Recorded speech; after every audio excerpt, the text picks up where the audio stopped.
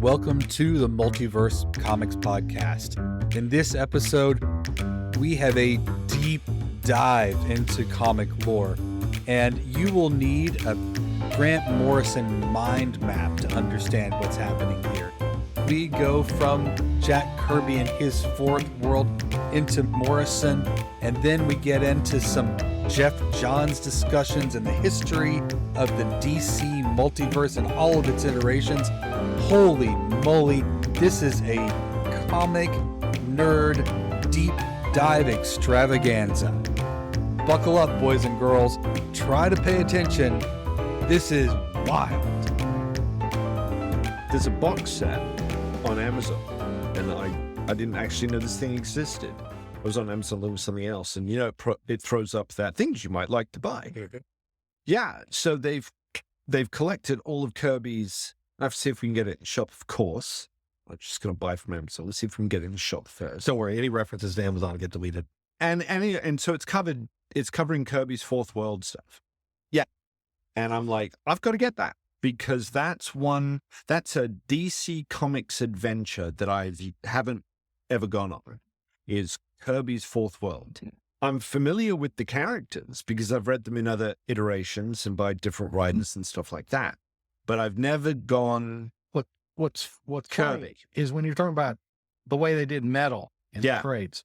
There was a time when DC released, New Gods here, Mr. Miracle here, Jimmy Olsen here, right? Forever People here. And then they went back a couple of years later and weaved them in the order that Kirby meant them to be. Oh, okay. So you get a couple of Jimmy Olsens and you get here. And that's the set I have. And that makes all the difference in the world. Oh, okay. So I can actually, if we take a break, I think we may have the soft cover versions floating around, maybe not. And if you can find a box set like that, I recommend that. Get the list and get the list, because what happens is the Jimmy Olsen comic plays a very big part of this. But if you read those in order, you're going to want to take a melon ball or two your frontal lobe, because you get Kirby's brilliance, but then you get all this other crap that they, does Jimmy's girlfriend love him and all of this. So Jack's having to navigate through some of this. Right. And then you read New Gods all by itself, and that's fine. Right. Then you read Forever People, and you're like, well, how's that tied into this? They just mention, and you don't know that that's Young Justice. Interesting. And then Mr. Miracle is, Darkseid just happened to be mentioned. And you learn more about Granny Goodness. So when they put it all together, it was 4 volumes that I've got, and it made much more sense. Okay. And Mark Evanier edits and does some notes in there where it gives you a better idea of, I see why DC thought it wasn't selling, because they were leaning on the Jimmy Olsen stuff and changing Kirby's art to make it look more like Kurt Swan on Superman's face. Interesting. And so you had a lot of the original pencils. Okay. Very enjoyable. So I'm going to tell you, if this box set is that way, get it. If not, I'll show you. Okay. Yes, I will, because that does happen sometimes. And again, just like metal, it's like, it's kind of like when we were joking about Final Crisis and the fact that Grant Morrison had a map. Yeah. Sometimes it would be nice to share the map, because you don't want to go left before you go right, when actually you were supposed to go right, and then right again, and then go left. Yeah, I know. I know where that would lead. Shut up. Go away. Leave me alone. But so anyway, I quite like those characters. Yeah, the Mr. Miracle series from the late 80s, I thought was a lot of fun. Oh, yeah. I quite liked what Walter Simonson did with Orion. What was that, mid to late 90s? He had a run on that. I thought that was kind of good fun. Loved Cosmic Odyssey. Well, I thought they did a good job with it. When Mark Evanier tried to flesh out more of what his mentor was trying to do, because he had his own series. He got to do a little bit of New Gods, kind of like, hey, I kind of knew what Jack was thinking, and you got to see Paris Collins do some stuff. Steve Irwin got to draw a couple of issues in that run. I liked because there was a New God series in the 80s. There was the Forever People. Well, right after they relaunched the Justice League, because Mr. Miracle, there was a spike, and so they quickly dropped to Mr. Miracle and New Gods. That's right. Forever People. Yeah. I remember picking up Forever People. This is I was in England, and I had no idea, like, what's What's with the big guy with the hair Bear? and the bike? Yeah. And this makes no sense whatsoever. Do you remember I think it was Nickelodeon maybe had this show. Oh, it was the Tomorrow People. The Tomorrow People. I love the Tomorrow People. Yeah. At first I was saying it was the Tomorrow People. Yes. I love the Tomorrow I love the Tomorrow People. Yeah. Yeah. It's an early 70s British science fiction show. Our friend over in Monsters Music, and he did an episode on that. Oh, really? No, we did not. Okay. Yeah. That's I got to cool. go watch that. Oh, he went down the whole, I forgot the guy's name that did Land of the Giants and all that. Owen Allen. Yeah. Mhm. He did a very good, like, I'm 9 gonna have to part check of that every out. one of that. I learned so much. I'd watch those shows. I need to back go then. watch that. Yeah.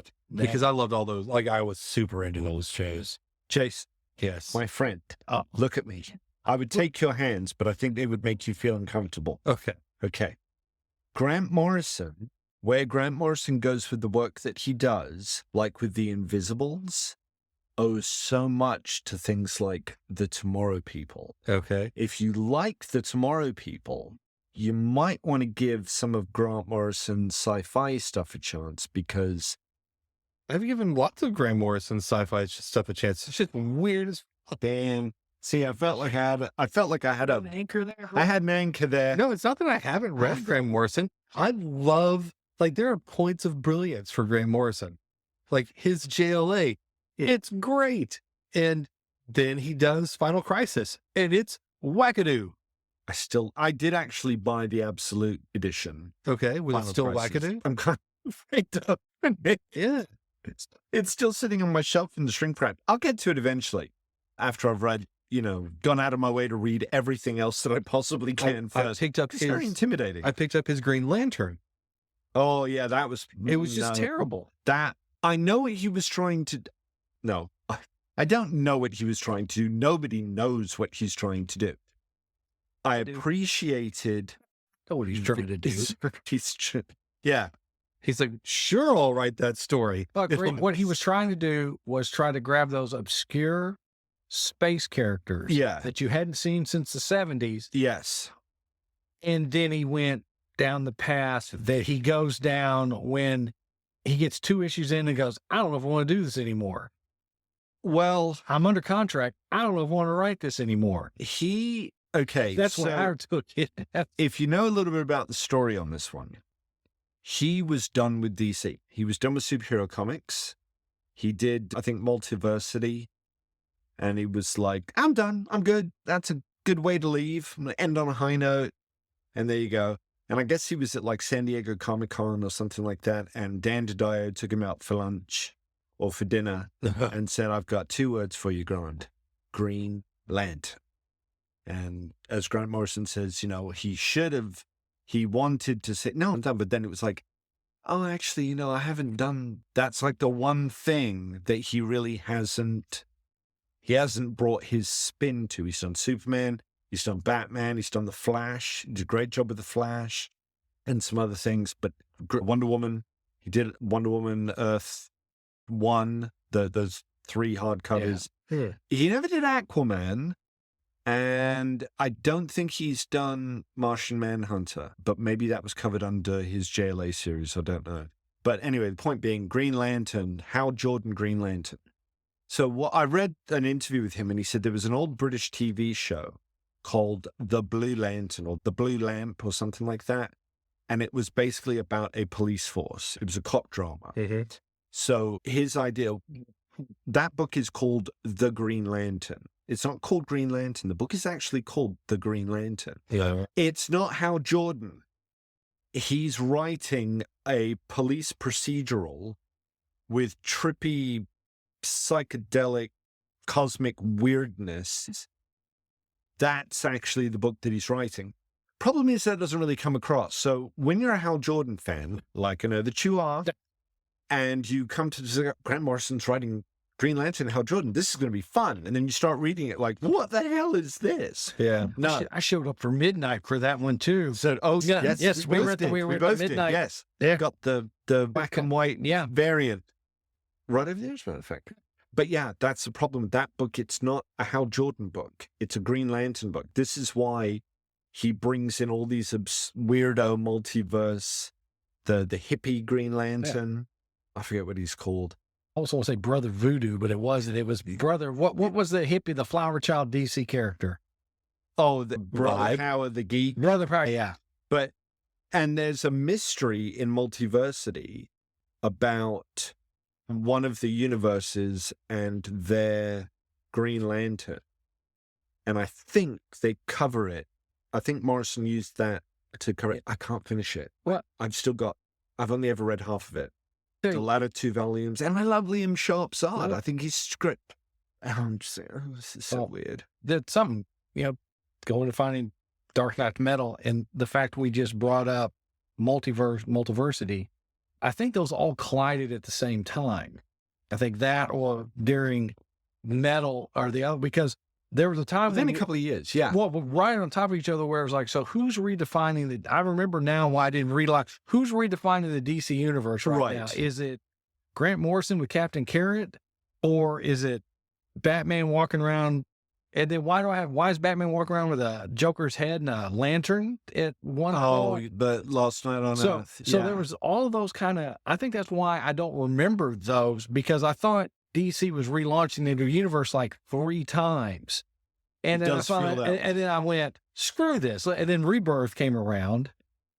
Right. And I was like, oh, this makes more sense. I just remember the press and it was almost, oh, got Grant Morrison doing this over here. Oh, look, he's dealing with multi-universal stories.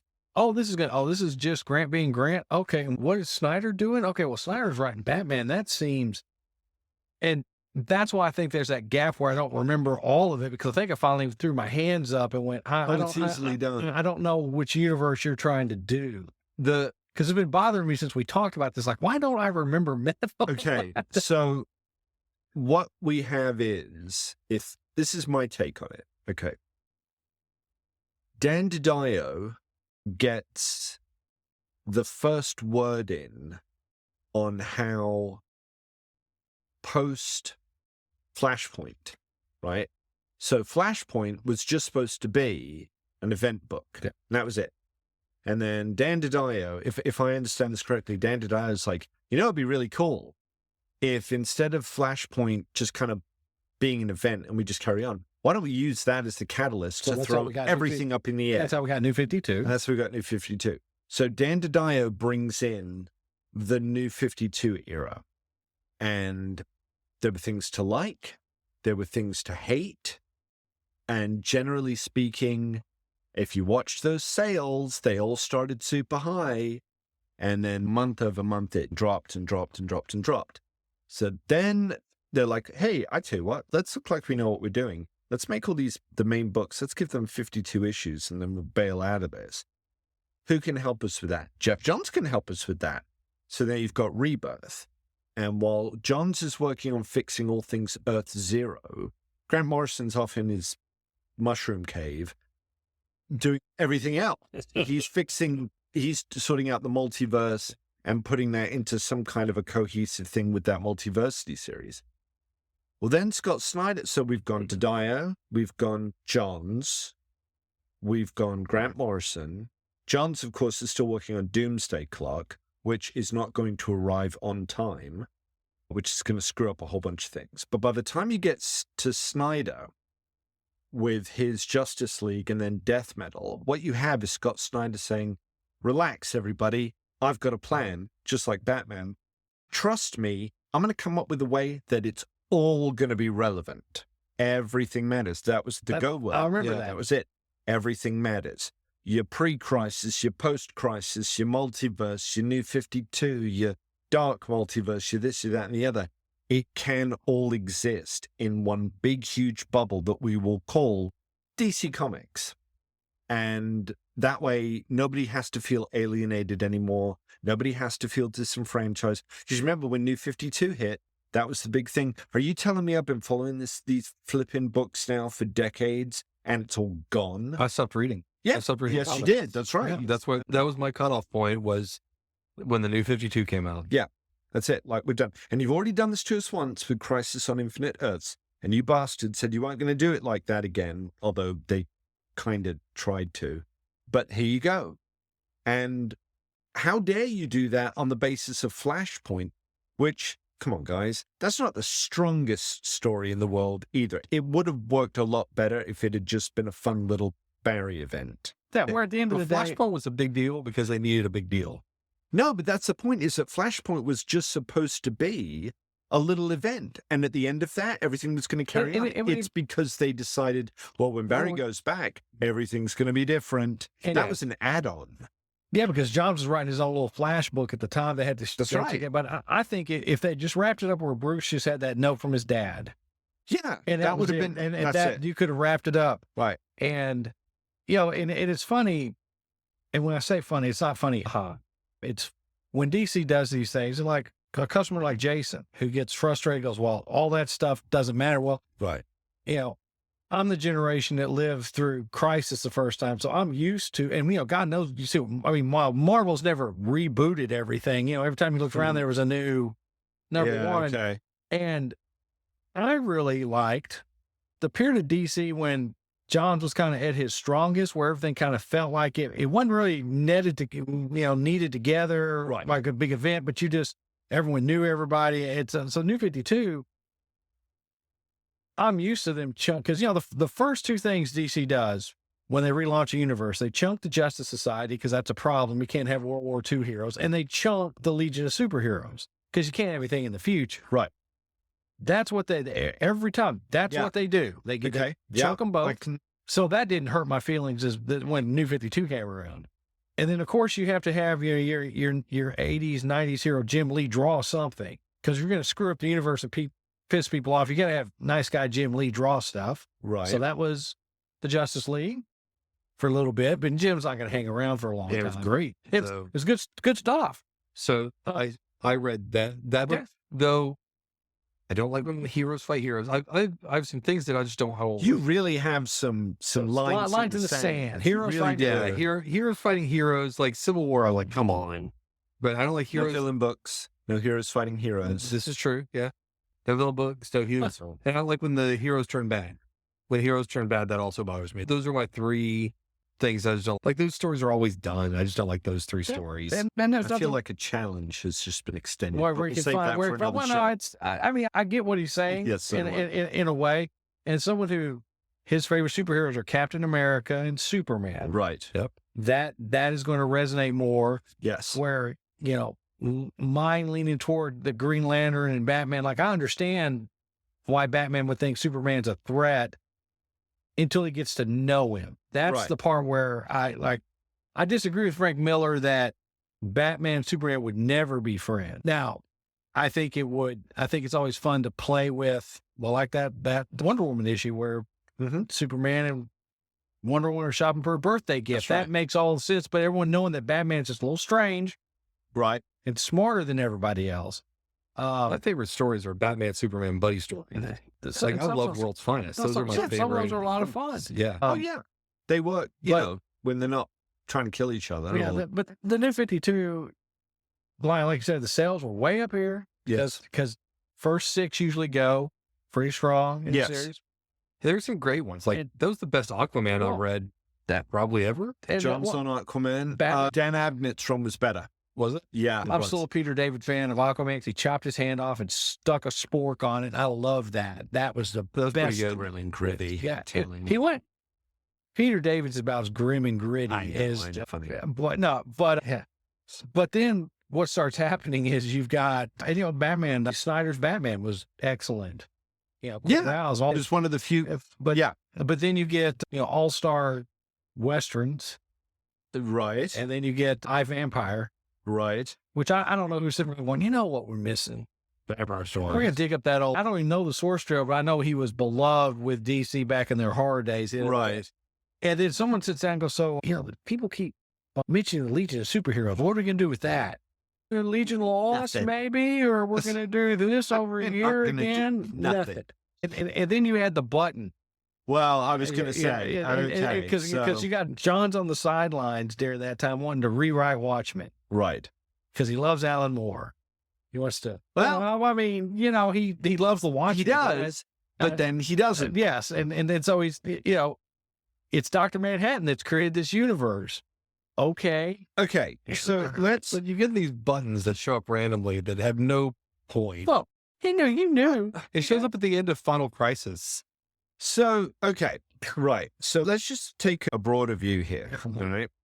So you've got, and this, I do wonder about this because this is that whole 5G thing. Yes. Okay. So number one, the first go is everything Golden Age, right? The second go is everything Silver Age that then leads into the Bronze Age. Or not, I don't think you can say that the Golden Age, we're counting, you can't see this, kids, but I'm counting it on my fingers. You can't really, there's no link really between Golden Age and what we would call pre-crisis, because that doesn't really kick into gear until you get to the Silver Age. So you got Silver Age DC. I mean, yes. Okay, so the Justice Society came from the Golden Age, but the stories weren't revitalized until Flash. So Silver Age, Flash, Barry, Hal, macho 70s Batman, all things wacky with Superman and so on and so forth. Okay. So Golden Age, pre-crisis, Silver Age, pre-crisis. Post-crisis, New 52. And then you find that New 52 actually isn't a third. New 52 is a part one of a two-parter, because part one is New 52. Part two is Watchmen, is returning to Watchmen. Wait, what about Rebirth? How does that fit in there? Well, I'm coming to this. Okay. So Rebirth and New 52. Because the special came out, and then like 9 years later, Johns gets to do Doomsday Clock. So Rebirth doesn't rewrite New 52 the way that New 52 rewrote post-crisis, the way that Crisis rewrote everything that came before. Correct. Okay. So the best way to look at it is that New 52 and Rebirth are actually part one and part two of one thing. And the one thing is, because they thought Flashpoint was strong enough to start it. And Flashpoint, was strong enough to guide it through. It wasn't. So you got New 52 out of Flashpoint, and then you've got everything that Geoff Johns feels that he has to say or wants to say about Watchmen that concludes with Doomsday Clock. So that's actually number three. Number four will be Scott Snyder saying, let's tie all this stuff together. It all matters. Let's put it all into one big thing. So then you could actually say the DC universe as we know it is gold and silver post-crisis, a 52 Rebirth.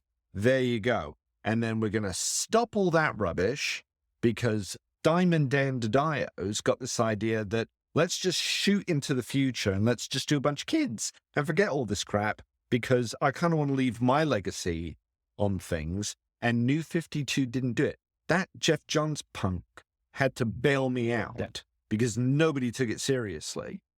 And he did it with Alan Moore's creation. So what does that say? And I've completely forgotten where I was going with all of this. It was brilliant. You were doing really good. Well, they lost their way. So all that stuff. Yeah. Maybe it's appropriate that you launched your way because it is so. That's what happened. That's what happened with DC. Man, I was going somewhere with this. That's really going to annoy me now. But that's what happened with DC. They lost their way because DiDio gets canned. Yep. Right. He's off. He gets canned. He's off. They released the Future State stuff, which is what he wanted to do the DC universe. So thank goodness that didn't happen because that was a steaming pile. Yeah, that was terrible stories. That's right. But they already paid people to do them. So you also remember his final part of that G3. It's kind of like what you were talking about. He wanted to age Bruce Wayne to whatever age he would be now. Yeah, and age Dick Grayson out. So yes, you would have another Batman. And I don't know why anyone would ever think that's a good idea. No, because if you look at your competition, they've never had to sit down and go, let's just age our entire. I mean, did they age Peter up a little bit, bring him back? You know, Steve Rogers, that was a good story. He lost the Super Serum, so, he aged. But no one at Marvel, and I'm kind of a bigger DC guy than Marvel guy a lot of times, but no one at Marvel ever sit there. I mean, they'll relaunch a series every 2 weeks just to get the number one revenue. And kids, if you want to stop them doing that, just keep buying the book. And then when they relaunch it again, no, I didn't like that. Let's go back. Let's go back to this. But DC has always had this problem of, well, do we want to make them all the 8? No, I'm not telling you to copy everything that Marvel does, but we all know these aren't real people. Yeah. Well, do we really? I mean, begrudgingly. But see, that's the reason. Grant Morrison. No, I'm kidding. But also that mentality is why the Justice Society is so hard for them to do, because, when it's 2041 and they're still cranking out these books, I don't know how they're going to explain that it's 100 years, because what they did with Reed Richards and Ben Grimm, they fought in World War II, and then they fought in Vietnam, right? And then they fought in an undisclosed war. So they kind of just moved the war around. They did. The JSA, that's they're probably going to be like, Nazis. We can't really move the Nazis around. That's a very, those Nazis were a very fixed point in time. Yes. Everything's a Nazi. You're good. Not when my group was put together by Franklin Delano Roosevelt. Well, that becomes a problem. That's the problem. I don't know why they have a problem with the Legion. Well, now you can have it put together by Obama, and you'll be set. You still need... Stop that. Yeah, but... you're going to get a shot. I'm just thinking of the last iconic president. Well, anyways. So, but that's where, and then when Didado's gone, Warner Brothers got rid of all the professional editors, and then they had to go find Mark Waid. Well, okay, so maybe that's going to get you back. That's kind of, yes, I think that's kind of where I was going with this, is that they still have the absence of a conclusion. Okay, so we got Johns.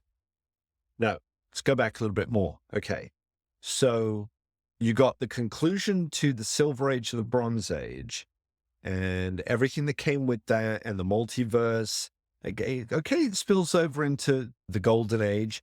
Maybe you could say the Golden Age is part 1 and Silver Age, everything post-Crisis, is part 2, in the way that New 52 is part 1 and Rebirth is part 2. Okay, so let's change. A and B. A and B is probably a better way of looking at it, actually. So Era 1, Part A, Golden Age.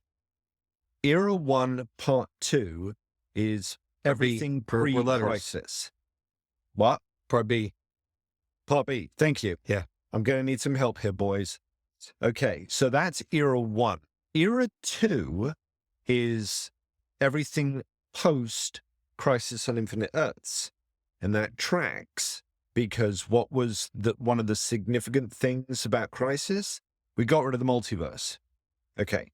But we didn't, because there's Elseworlds. So it's still floating around in the ether. There's just no longer a direct tether. You're not going to have the JLA hobnobbing with JSA from Golden. Barry and Jay aren't going to be running on the same side of a wall. Okay. So then that ends with Flashpoint. That is the end of Era 2. Era 3, Part 1 is New 52. Part A, thank you. Play along at home, boys and girls. Get yourself a pen and a paper. Write this down. Draw a map. So Part A. I think I need the Final Crisis map that I think exists. I think it would help with this. Yeah. Era 3, Part A is New 52. Era 3, Part B is Rebirth. We still don't have a conclusion to that. We haven't had an event that we haven't had an event. Well, I think I don't know. Does the Dark Crisis of the multiverse, because that's come after Death Metal, that's wrapped up that whole Snyder thing. Maybe that is it. I think that might be. Well, here's what they're doing right now. Well, that's definitely the conclusion of the Dark Multiverse story. I think the Dark Multiverse is done. Okay, that would track, because it was all about, according to Johns, Flashpoint, the reason why everything didn't go back to a continuation of Era 2 was because Doc Manhattan stuck his big blue hand or whatever, and shoved a few things to the side, like Alan Scott didn't get the Green Lantern. And this thing over here, that didn't happen. So he was basically what's the guy from Ultimate Spider-Man now, the Ultimate Universe? The maker. He's the maker. He's the maker. He's the maker. Yeah, that's it. That's exactly right. He shoved a few things. Actually, now that you've said that, that's all I'm going to think of because, that's basically exactly the same thing that gets done. Yeah. So he shoved a few things aside, creating some Ripley issues.